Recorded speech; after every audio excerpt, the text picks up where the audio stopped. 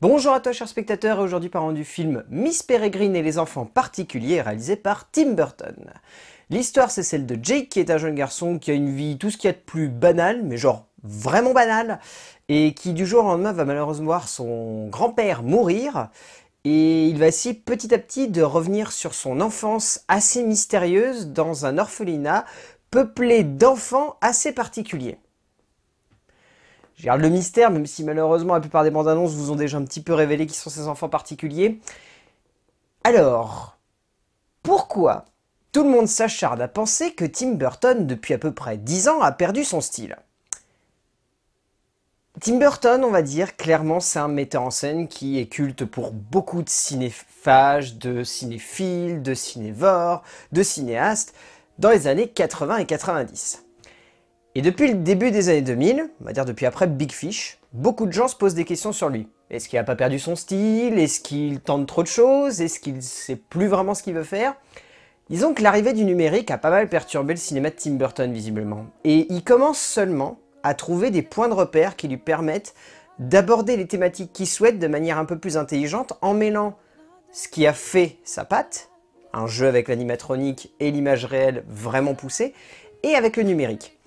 Et Miss Peregrine, on retrouve pas le Tim Burton forcément des années 90, mais on retrouve un Tim Burton un peu hybride. Un mec qui a réussi à faire la synthèse de Édouard aux mains d'argent et de Charlie et la chocolaterie. Si on devait prendre ces deux films vraiment emblématiques pour ces deux périodes qui sont totalement opposées. Et donc on se retrouve avec un long métrage qui est vraiment bien. Divertissant, fun, cool, et qui sort de l'ordinaire. Alors déjà il sort de l'ordinaire parce que le scénario donc est basé sur un roman de Ransom Riggs, et le scénario est écrit par Jane Goldman. Alors comme ça vous dit pas grand chose comme nom, mais Jane Goldman c'est l'auteur de Kick-Ass. Et le scénario est vraiment fun. Parce que il y a une vraie conception d'un univers qui est dans l'ordre... C'est un petit côté nostalgique quoi.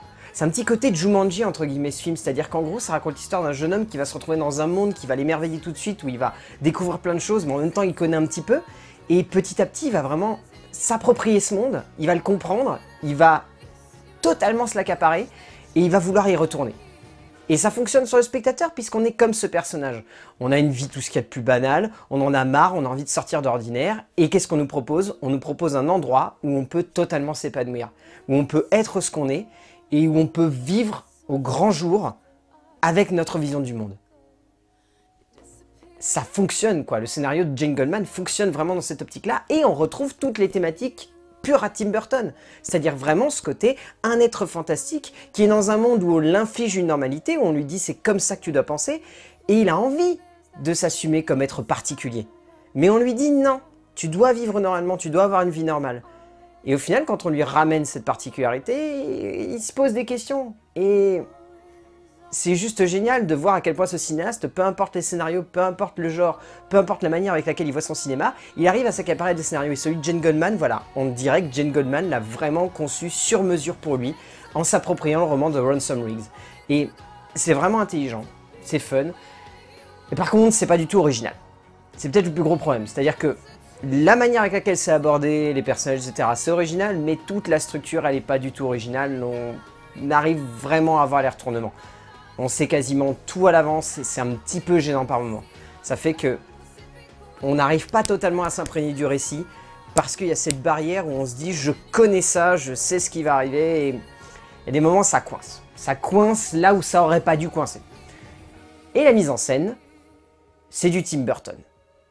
C'est-à-dire qu'en gros, ce mec-là a une manière de filmer le fantastique avec une forme de néoréalisme qui mélange du gothique, de l'impressionnisme allemand et du comic books.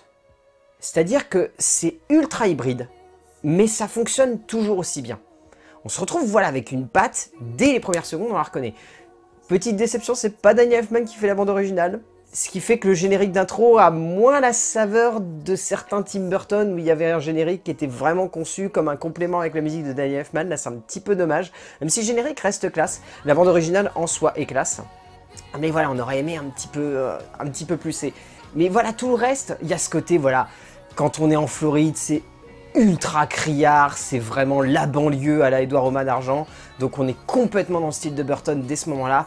Et dès qu'on arrive dans le fantastique, voilà, on est dans du gothique, on est dans une espèce d'époque où on a un mélange de styles, où on a plein de couleurs qui flashent, mais en même temps il y a du noir et il y a du gris qui reviennent souvent. Mais c'est ça qui fait la force de Tim Burton, c'est qu'il sait mélanger les styles. Il se dit, ok, je vais prendre du gothique et ça va faire Batman, mais je vais quand même y ajouter des couleurs et ça va donner le Joker. Et résultat, les deux univers, ils se mélangent et ils fusionnent. Et là, c'est pareil. On a cet univers qui est ultra froid, qui est la réalité, voilà, ultra glauque, ultra chiante. Et on a cet univers des enfants particuliers où il y a plein de couleurs, où ça pète, où c'est fun et où c'est jouissif. Et ça, c'est la patte de Burton. Et ça se reconnaît dès les premières secondes et ça fonctionne à merveille. Et ça fonctionne à merveille aussi parce qu'il a un sacré casting, quoi. Il a un casting de dingue, quoi. On peut citer Eva Green, il y a Samuel Jackson, il y a Judi Dench, il y a Terence Stamp, il y a David O'Dowd. C'est impressionnant, mais on pourrait citer aussi les enfants.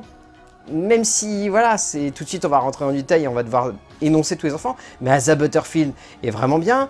Ella Purnell, elle est superbe. Ensuite, on a Finlay Macmillan, on a Lauren McCrosty, on a Rafalia Chapman, on a Hayden Killerstone, on a Georgia Pemberton, on a Mila Parker. Enfin voilà, tous les acteurs enfants sont vraiment excellents. Samuel Jackson en fait peut-être un petit peu trop. Petit chouïa trop. Il y a des scènes où c'est un petit peu surréaliste, les séquences avec Samuel Jackson. Mais Stamp est vraiment bien et ça fait du bien de le revoir. Eva Green est sublime. Vraiment sublime. Elle accapare toutes les séquences où elle se trouve. C'est absolument fou, mais Trisla a un charisme, elle hypnotise la caméra. Burton, il tombe un peu amoureux d'elle. Ça se ressent à 2-3 instants.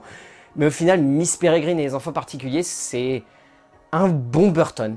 Purement dans la veine de ce qu'il a fait dernièrement, en retrouvant un petit peu de son style des années 90, mais c'est purement dans la veine. On va dire que si vous aimez le Burton des années 90 et que vous aimez quand même ce qu'il expérimente depuis à peu près 10 ans, avec Dark Shadows ou avec des films comme ça, vous allez aimer. Et ceux qui disent qu'ils n'ont pas aimé Dark Shadows et qu'ils aiment Miss Peregrine, c'est un peu hypocrite parce qu'il y a quand même beaucoup de traits de Dark Shadows dans Miss Peregrine. Mais Miss Peregrine et les enfants particuliers de Tim Burton, allez le voir, c'est un bon divertissement et ça fait du bien ce genre de film. Vraiment. A plus.